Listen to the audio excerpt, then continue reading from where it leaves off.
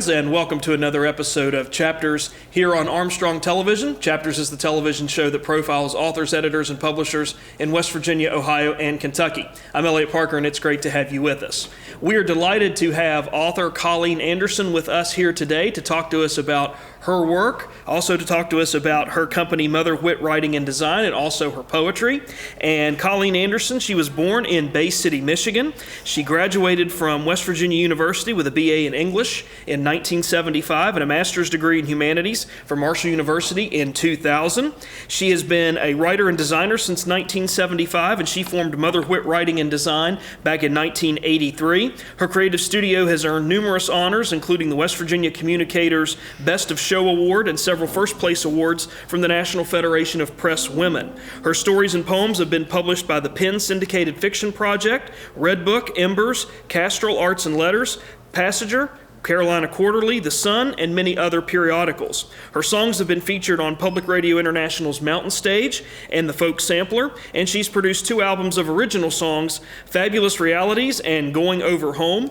Her writing has earned her 2 individual artist fellowships from the West Virginia Commission for the Arts, and she currently lives and works in Charleston, West Virginia. And we're delighted to have Colleen Anderson here with us today to talk a little bit about her writing career and her works. And Colleen, welcome to Chapters. Thank you so much. Tell us a little bit about how this all got started for you, and we'll talk about the different aspects to your career and everything that you've done, but how did writing and how did this whole process of becoming a writer get started for you? I think it started when I was about 8, and I had a teacher, William Lipkert. I went to a parochial school in Michigan, and he was a cranky old man, and I didn't like arithmetic, and he noticed that I was sort of dawdling. And he told me that, but he also noticed that I was scribbling away and writing these little stories, usually about animals or something. And he told me that if I would finish my arithmetic before the rest of the class, he would let me spend the remainder of the time writing the stories and would read them. And so it was a deal. And I gave him my little, they were like a page and a half cursive. I was just learning cursive probably.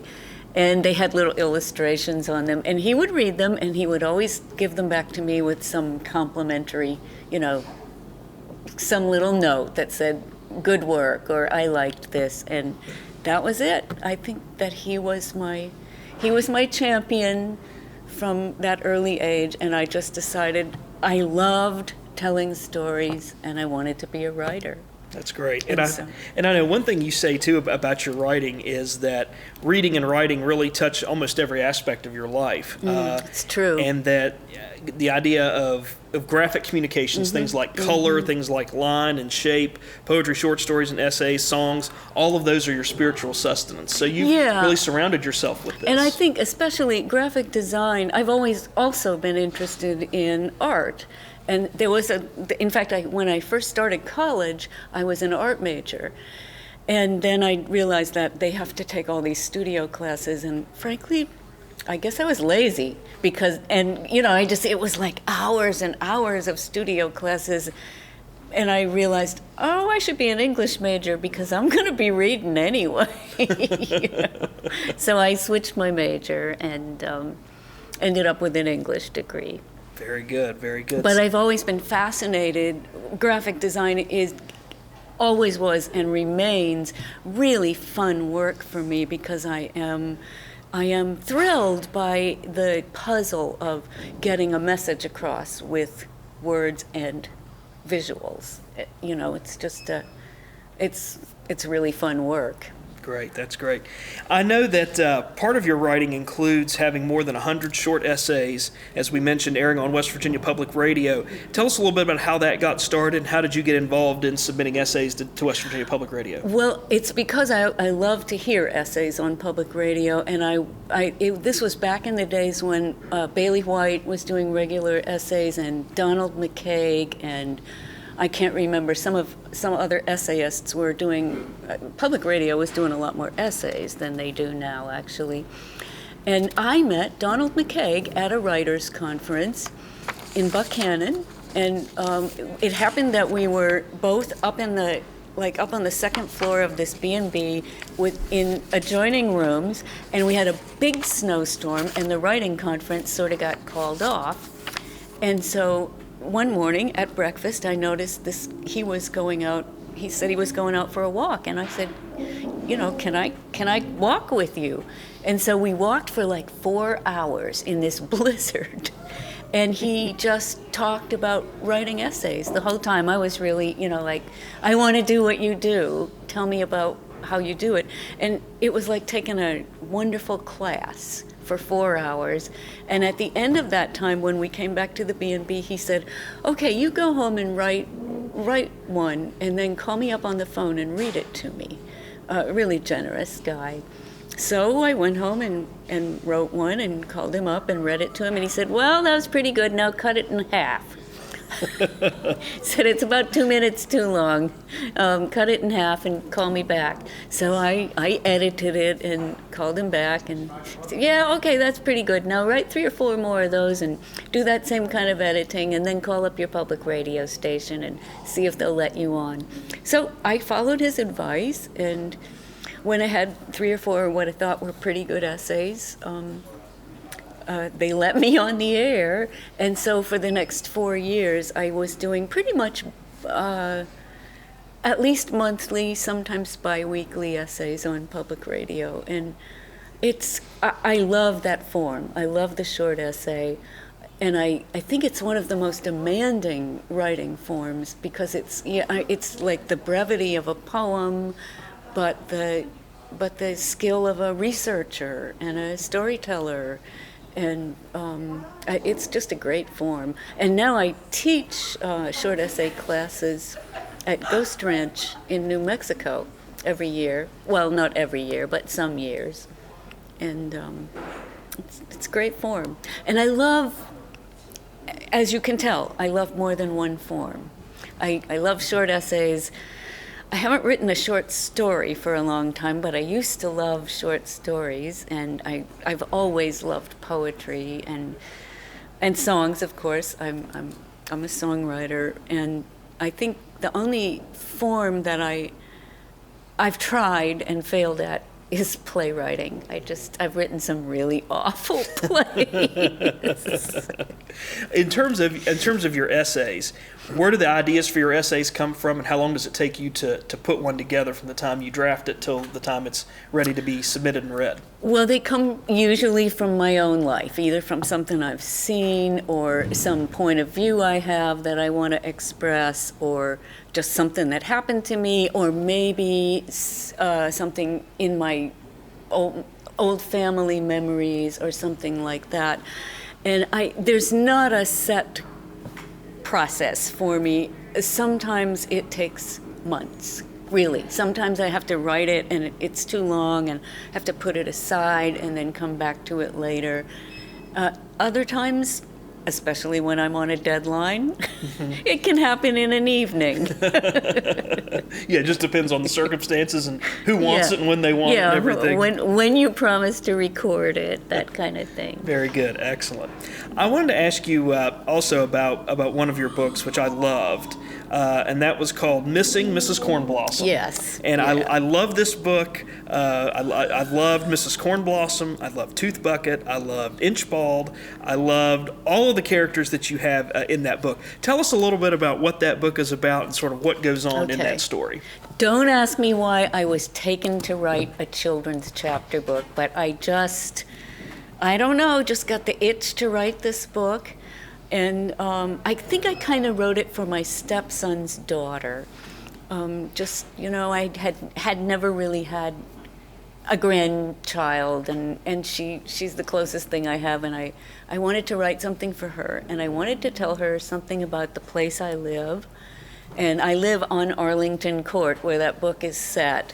The characters, of course, are fictional, and some of them are a little bit magical, but I love where I live. I've been there for almost 40 years, and it just came up. It started out almost as a whim, and the first chapter came out, and then maybe the second, and then I put that book down and picked it up again over over the period of probably 10 to 12 years.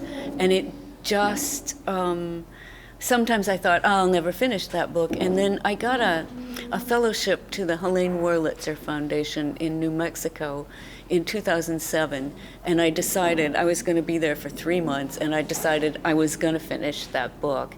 And so I took some research with me. I had to do some research about some Native American things and some research about the woods and tracking. And so I took the research with me, and I finished the book while I was there. In fact, probably in the first month. And I think it's my favorite thing I've ever written.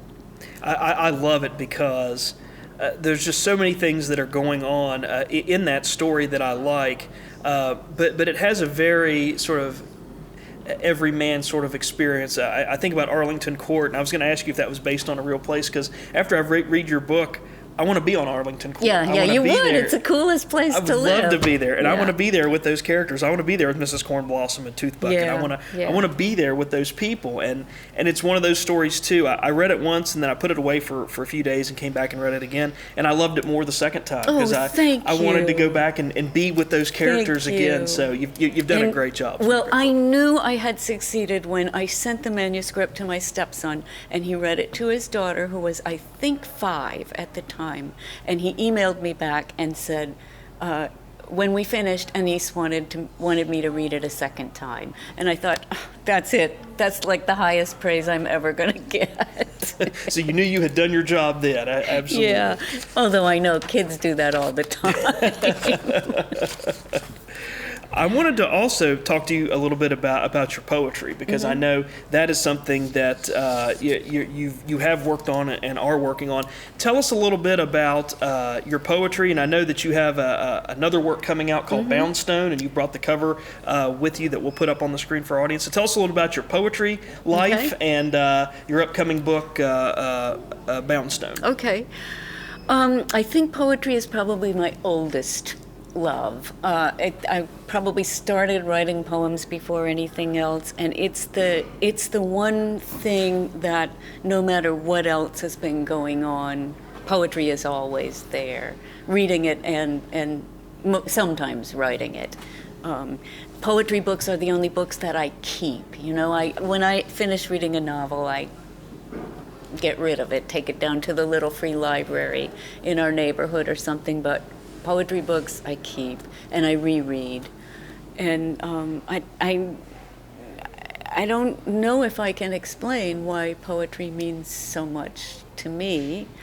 You know, they say that people in jail, and you know, that you come to poetry. It is something about it, a way of expressing emotion and what it feels like to be alive in the world, that there's just no other way to express.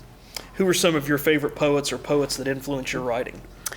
I would have to say Mary Oliver is a big favorite. I grew up loving Edna St. Vincent Millay. I just had an absolute crush on her. And actually, when I was about 16 and I'd just gotten my driver's license, I drove to Midland, Michigan, about 15 miles away from my home. One of my first outings in a car by myself. And they had a listening room in the Midland Library, and I heard her voice for the first time, and actually started crying. And William Stafford, Robert Bly. There's a million poets that I love. I'm afraid of. I really like Mark Harshman too. Mm-hmm. I think he's a very good poet, and I loved Irene McKinney's poetry. Absolutely. We're very fortunate to have her as our past poet laureate and Mark as our current poet we've laureate. had, and the one before that was great too. You know, Louise McNeil. Yes, absolutely. We have been very lucky with our poet laureate choices in West Virginia. I want to read 2 poems and ask you to give us some context and background on what's going on here and why you wrote them. And we'll put these poems up on the screen for our audience to see. The first one is called We Talk at Night. And these were two that I read that really stood out to me. And it says, "And why do we confess, except to conjure what we used to be? It's not real, but perhaps will pass for real. What else to do when everything that's gone before is gone? Go on, make something new. The heart insists. It's what we do. It's what we are about while we are here. And call it love or art." Tell us a little bit about that poem. When this poem was published in Arts and Letters, and when the editor told me he was going to publish it, he said, "This is a poem without a metaphor." And of course, I hadn't really realized that before then. I love rhyme, and so if you look at it, it has a very specific rhyme scheme, and also a lot of internal rhyme, and so it's in one way, this poem was a game, a puzzle for me. I love games and puzzles, and so it was just a puzzle to put together. But I think, of course, I want it to make sense too, and it is about how when we meet someone new, or even not new. You know how when you meet somebody new, and sometimes you tell them all about your history, and and you're like catching each other up on your past, and really that's all gone, and that's not where the relationship is going, and so it's all not real in a way, and yet, because we are who we are, I think, so what's the point? Why do we do that? Our hearts just want to make stories.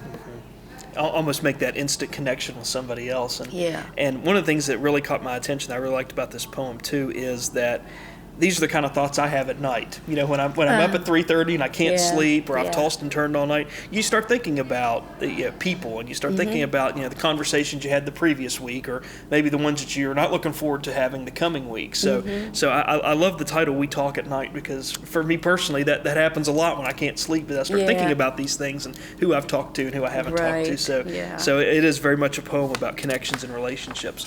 The second poem I really liked, and I'll ask you to give us some information and context on that, is "Overcast with Freezing Rain," and we'll put this up on the screen as well for our audience to see. It says, "I can't recall a winter like this one. Before one blizzard softens into thaw, another seizes us and pins us down. We are encased in ice, suspended in now.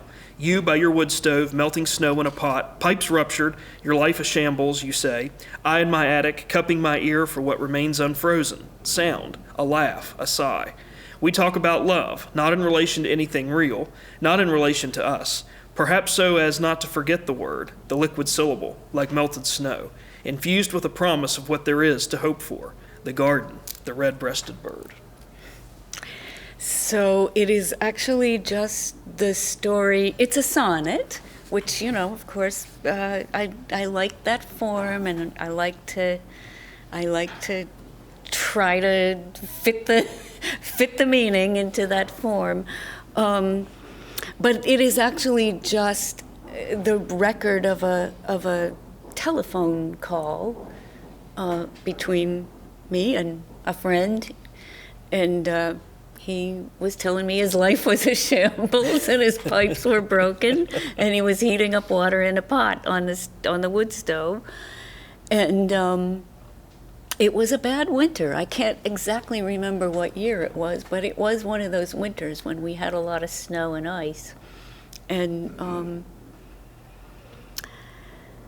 so it's a poem about cold weather and people connecting, long distance, and how we all hope for what's next. Yeah, absolutely. Very good. I like winter poems anyway, and so that one really caught my attention because it's so nice, but very simple too, and we can see those images and all of that in the poem. So I think, and I hope that most of my poems don't require a reader to work too hard. I mean, I think it's wonderful to to reread poetry, and I know that a lot of times a poem that seemed very simple to me at first, I realize after the fourth or fifth or 10th reading is really profound. Irene McKinney's poems particularly do that for me. But I also think I would like my poetry to be accessible. Even though it's formal, I would like it to be accessible. Yeah. Very good. Excellent.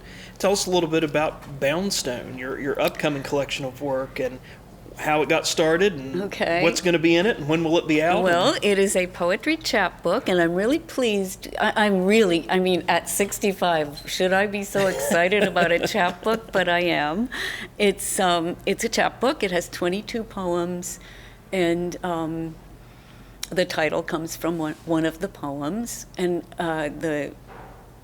it's a collection that spans quite a lot of years.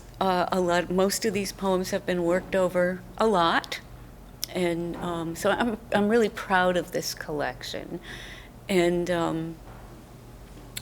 I don't know what else to say. It is set up seasonally, so it begins in the winter and ends in the winter. And I have to say, I like winter. It's kind of, well, I like winter and I don't like summer. Yes. Me too. I'm very much. I like spring and fall too. Yes, yes. Yeah, hot weather unless I'm at the beach. Right. Unless the water is within eye shot of where I am. Right. Not interested in the heat and humidity, that's for sure. Your collection of Boundstone, how did you go about getting that published, and who ultimately published it, and how's that relationship been like for you getting that collection put together? I sent it out a bunch of times, and it was rejected a bunch of times, and then I sent it out to Finishing Line Press. And I think I probably sent it to a contest that they had, New Women's Voices or something, and it did not get into that category. But I got a letter that said, "We want to publish your book," and I have had a wonderful experience with Finishing Line Press. It's a small press in Kentucky, as you probably know. They're exclusively poetry. And they have a good reputation, and they have been just great to work with. Very specific about what they want and when they want it. I like their method of, they base their press run on the number of pre-orders you get. So I like that they ask the author to work a little, to ask their friends to pre-order their book. And so I've been having a ton of fun posting it on Facebook and emailing my friends and asking my mom to order it. Yes, going through those channels that we all go through as writers to get people interested in the book and to generate some interest. And there have been projects in my life that I didn't feel good about promoting, but I feel so good about this book that I'm really happy to promote it. Excellent. Yeah. Well, we certainly look forward to it. Now, when will it be out officially? It will be officially out in late March. Okay, late March of 2016. Yeah. Very good.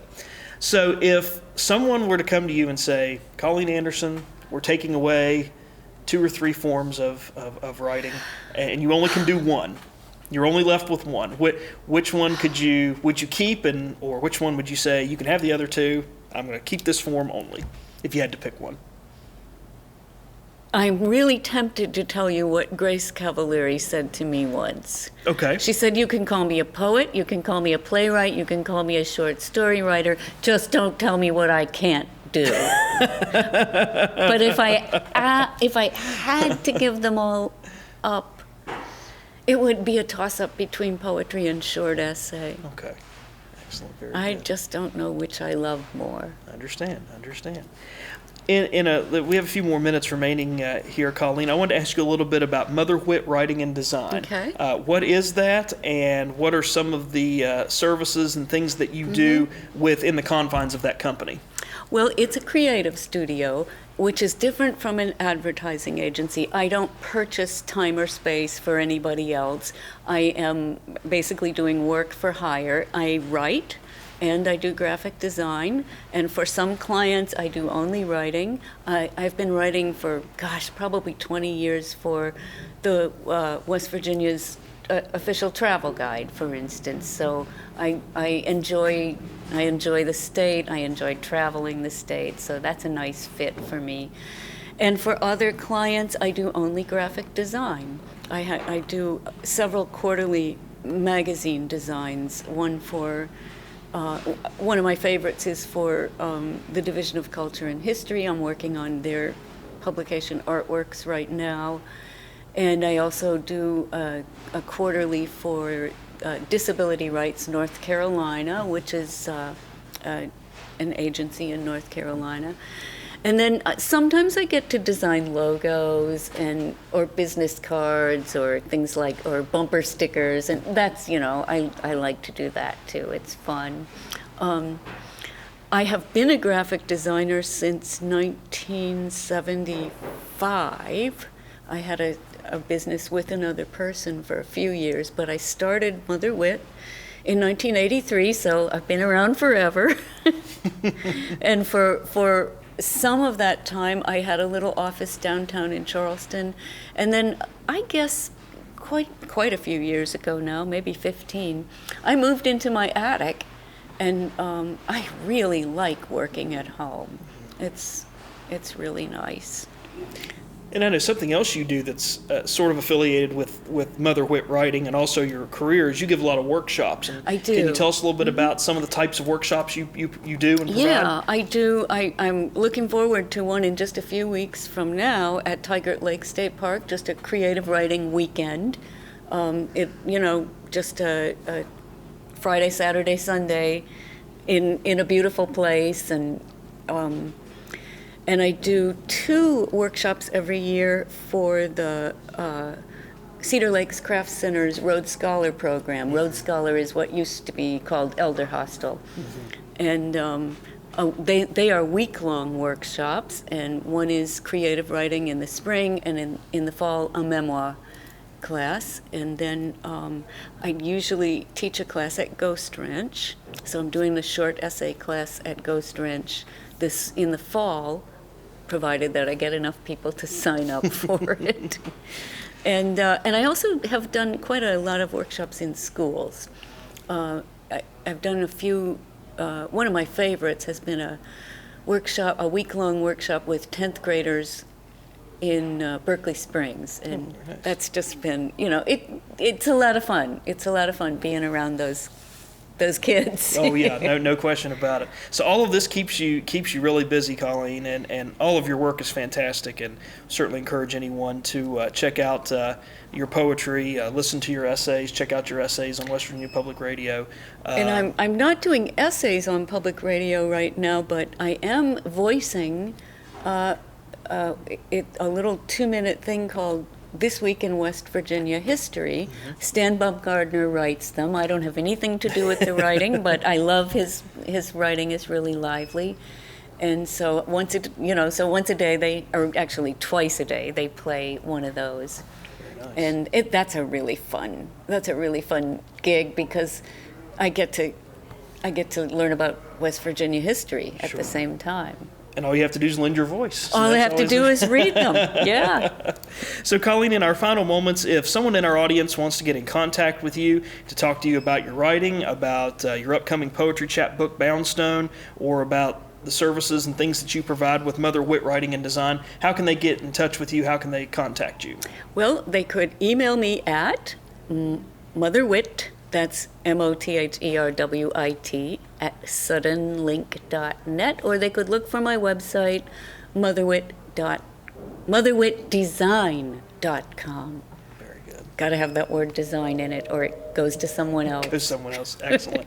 Well, Colleen Anderson, essayist, poet, and graphic designer, we appreciate you coming on Chapters today to talk to us about your outstanding career and share with us some of your great poetry and talking to us a little bit about how this all got started for you. And we wish you the best of luck in the future and good luck with Boundstone. Thank you. Thanks so much. As things keep coming, we'll have you back on to talk more. It's an honor. Thanks so much. Thank you so much. And we want to take a moment to say thanks so much also to the staff and management of Empire Books and News for providing our taping space today and for providing other on-site assistance for our broadcast of not only this chapter's program, but all of our chapter's programs here on Armstrong Television. So we encourage you to stop by Empire Books and News, pick up a copy of Colleen Anderson or pre-order Colleen Anderson's upcoming book, Boundstone. And we also encourage you to stop by because many of the authors, publishers, and editors you've seen featured here on Chapters have their works for sale right here at Empire Books and News. So if you want to come down and check out an author's work from a previous program, they have those available to you and for you right here at Empire Books and News. And if you've got a question, comment, or suggestion about this chapter's program or any chapter's program you've seen on Armstrong Television, we want to hear from you. The email address is right here at the bottom of the screen, lp4@zoominternet.net. So we appreciate all of those comments and feedback. Please keep those coming. And we've also archived all of our previous episodes of Chapters on YouTube through the Armstrong One Wire page on YouTube.